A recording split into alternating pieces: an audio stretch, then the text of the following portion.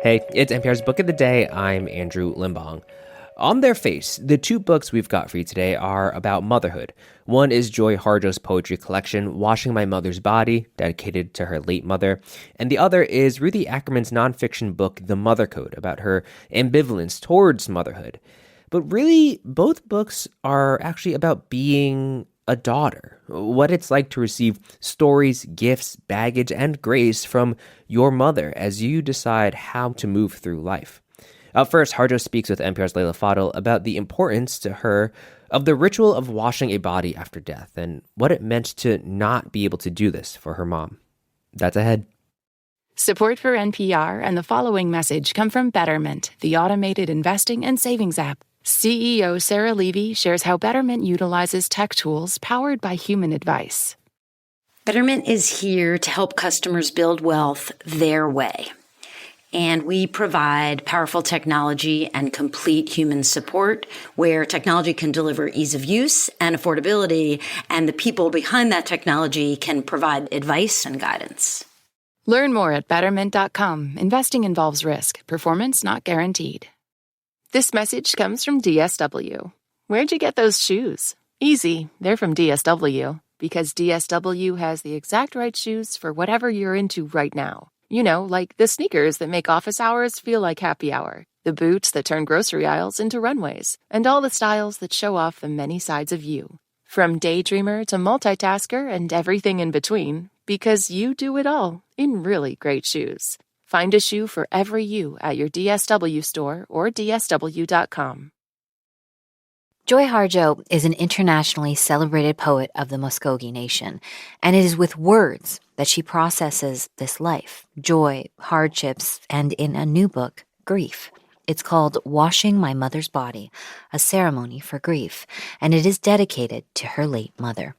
When I spoke with Harjo, the 23rd U.S. Poet Laureate, about this work, she started by reading the first lines of her poem. I never got to wash my mother's body when she died. I return to take care of her in memory. That's how I make peace when things are left undone. I go back and open the door. I step in to make my ritual, to do what should have been done, what needs to be fixed, so that my spirit can move on. Joy, this poem, Washing My Mother's Body, and these first few lines, how did they come to the page for you? That's always a mystery. That's a mystery with anything, you know. Where does it come from and how does it get there? And I was in the middle of writing something totally, you know, on my father's family and removal from the Southeast and history. And this poem just interrupted and elbowed its way through. And there I was writing about wanting to wash my mother's body, but not allowed the opportunity. And the poem showed me, well, if you couldn't do it in person, you can go back and wash her body in a poem. Can you describe the importance of that ritual to wash your mother's body before she was laid to rest? Yeah, it's about acknowledging the story that her spirit inhabited in her body. And it's a way of helping us as well as her to let go. I say, we're here, we walked part of this story with you, and we love you, and we wish you the best on the next part of your journey. We have something very similar in our tradition. I'm Muslim, and we have something called ghusl al-mayyit, the washing of the dead, where you, for purification and respect and dignity and to help with the passing, you wash the body. Going back in time to do the thing that you wanted to do in that moment for your mom, what was that like? It's interesting how that poem just took over. It was like I was there almost as a witness. I was observing the ritual as it was happening. Did it give you a closure or something that you needed that you didn't have? I think it did, and I didn't realize how much I needed that until I had written the poem. It's interesting. We all have, I think the child's view, especially the daughter's view of the mother, is so potent. And we probably know them more than anyone in some way. But she was beautiful. She was outgoing. She loved to dance. People always came to her for advice. And she had a great compassion. She would look after people. She was a songwriter, but that part of her life was eclipsed when she had 4 children, one right after the other. And then after the 4th one, was involved in a divorce and became involved with someone very difficult. But she was so lively and had so much energy and so outgoing. I know that you lost a daughter recently, and you did get to wash her body. Going through that as a mother, what was that like? That was something that was so profound, and I'm writing about it, but there are no words invented yet for losing a child. You know, I think it's important that we are present, that we do not hand over our time and our rituals. It's important to take time to honor in our own ways the lives of those we've lost. And so to be able to stand in a circle around my beloved girl and to do this ritual of washing her body together was profound. And it gave a sense of ritual that there we were together honoring this incredible, brilliant, creative life and acknowledging the gift of her. And you were able to do for her what you weren't able to do for your mother. Yes, something I never would have imagined. Your poem is about the complexity of grief, the relationship of a mother and daughter, the story of your mom. What do you hope readers get from it? I guess just to realize that to lose a mother, to lose a daughter, is difficult. And the thing I've been learning with grief is that it's always there. It takes different forms. You may think you've gotten over a hump of it, and then it surprises you. You said that daughters know their mothers in a different way. What do you mean? But there's something about daughters, a daughter coming from a mother. There's something about that matrilineal link that is so potent. And I remember being there when my first granddaughter was born. There was just something in that whole potent connection that it goes beyond words. When you finished this poem, you said you kind of got lost in it. Did you come out of it different? I think so. I was different in the way of understanding how poetry is a tool, not just for poets and readers, but for all of us. So I've encouraged, when I've read it, encouraged people that maybe there's someone that you can't speak to, or, you know, here's Mother's Day. And sometimes our relationships with our mothers and our daughters and granddaughters are so complex. Sometimes it's good just to sit down and write it. It doesn't have to be a poem, you know, write a letter or a story or something. And what I have found in the act of creation, whether it's writing poetry or stories or music, that I open up and I learn things. And sometimes in that process, you come to a greater compassion. You can come to a greater understanding. Joy Harjo is a poet. She was the 23rd U.S. Poet Laureate. Her new book is Washing My Mother's Body. Thank you so much, Joy. Thank you, Leila.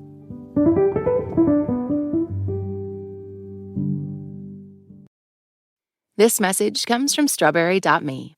You've worked hard to get where you are, but what's next? Strawberry.me Career Coaching helps professionals like you take the next big step with confidence by matching you with a certified career coach who understands your goals and challenges. This isn't just advice. It's a personalized, results-driven approach to uncover hidden strengths, overcome obstacles, and accelerate your career growth. Visit strawberry.me/NPR to claim your $50 credit. A lot of my friends my age have conflicting feelings about becoming a parent, and so does Ruthie Ackerman. But as she tells NPR's Juana Summers, her uncertainty came from a family lie. Here's Juana. Journalist Ruthie Ackerman grew up hearing difficult stories about her grandmother and her great-grandmother. I come from a long line of women who abandoned their children, or at least that's what I'd been told. And she thought those stories would dictate her future.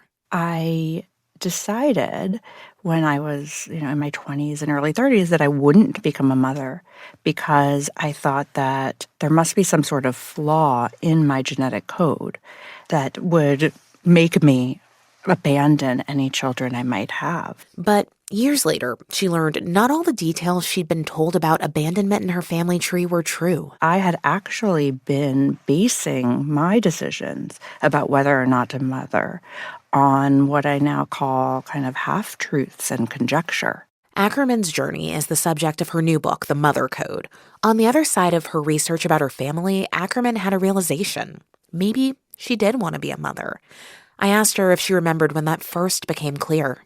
What happened was I was sitting in my therapist's office, and she said to me, on a scale of 0 to 100, do you want to be a mother? And I just blurted out 55%. And she said, well, there you go. And I was like, wait, I thought I needed to be all in to be a mother. If I was going to annihilate my dreams and my identity and all of these images I had of sort of the Brady Bunch or trad wife mom, I should be all in, right? And my therapist said, why isn't 55% enough? One of the reasons that I was immediately drawn to this book and why I wanted to talk to you is because I feel like I'm sort of at a similar point where I spent my entire life thinking, didn't want to have kids myself. And then, bam, early 30s hit where I started to question, like, what if this thing that I have told myself my entire life since I was a kid is not exactly what I want? And saying out loud that maybe I have that 55% and I want a child. There's power in it, but there's also a heaviness and frankly, a lot of scariness. And I wonder how you dealt with that moment. Absolutely. I spent so much time wondering, what's wrong with me? Mm-hmm. I had so many friends that were in the hell yes camp, as I call it, and a few friends in the hell no camp when it came to kids. But I was in this middle, it sounds like you are too, in this middle limbo space of really not knowing. And going back to my great-grandmother and my grandmother, there was a lot of generational inheritance and trauma I was terrified of. I also have a half-brother who has a triple whammy of rare disorders, as I say in the book. And I just was absolutely not sure. And so one of the things in my research that was, I guess, an aha moment, if I'm going to name anything, was when I realized that maternal ambivalence is the norm. But we don't talk about it. We don't talk about it. Exactly. Maternal ambivalence is the norm. And yet we're told that people that are hell yes are the norm.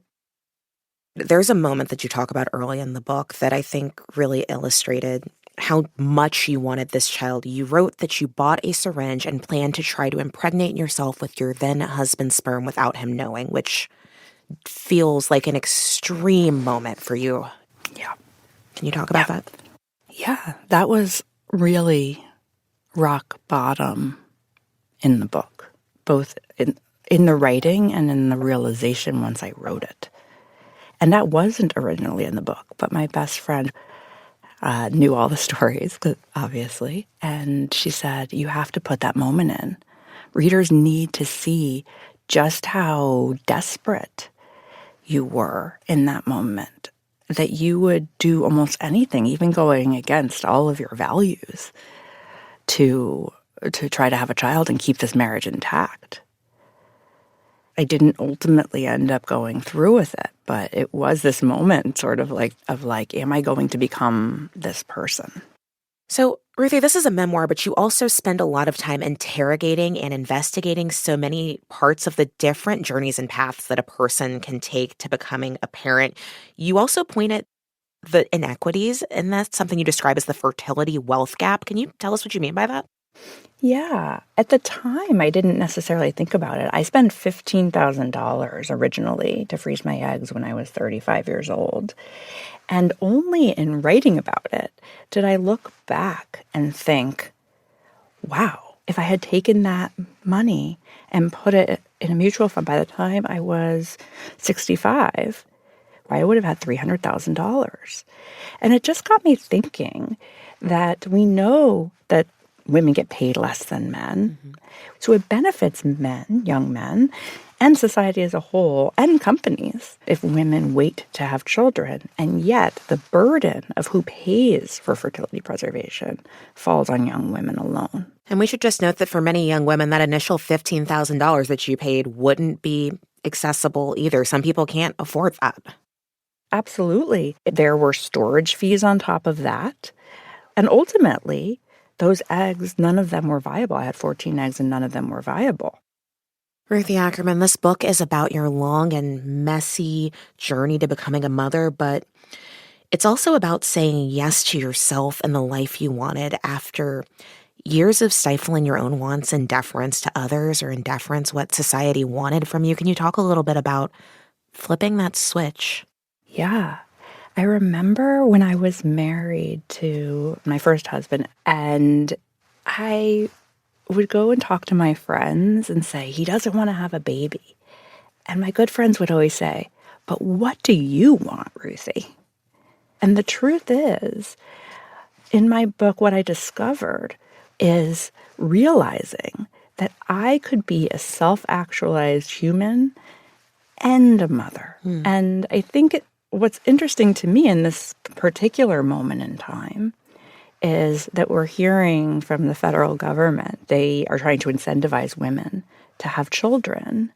And so the biggest incentive, I think, for motherhood would be a society that truly believes that women deserve and can live a good life, whether or not we decide to get married and have children.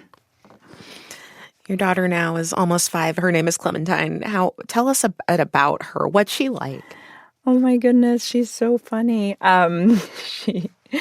She's a little bit of the class clown, I guess, and she is so wonderful. I really feel like the things that I was worried about didn't come to fruition. I can't imagine a world without her.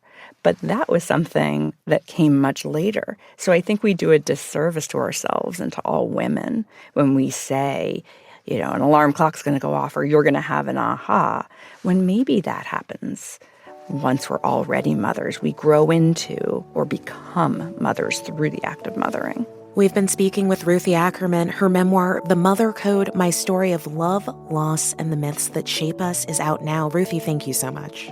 Thank you for having me. And that's it for this week on NPR's Book of the Day. Let us know what you think. You can write to us at bookoftheday@npr.org. I'm Andrew Limbong. The podcast is produced by Chloe Weiner and edited by Megan Sullivan. Our founding editor is Petra Mayer. The show elements for this week were produced and edited by Adriana Gallardo, Malti Carana, Courtney Dorning, Sarah Handel, Gurjit Kaur, Jordan Marie Smith, Martin Patience, Michael Radcliffe, Dee Parvaz, Ryan Benk, Julie Deppenbrock, Ashley Brown, and Vinny Acavino. Yolanda Sanguini is our executive producer. Thanks for listening.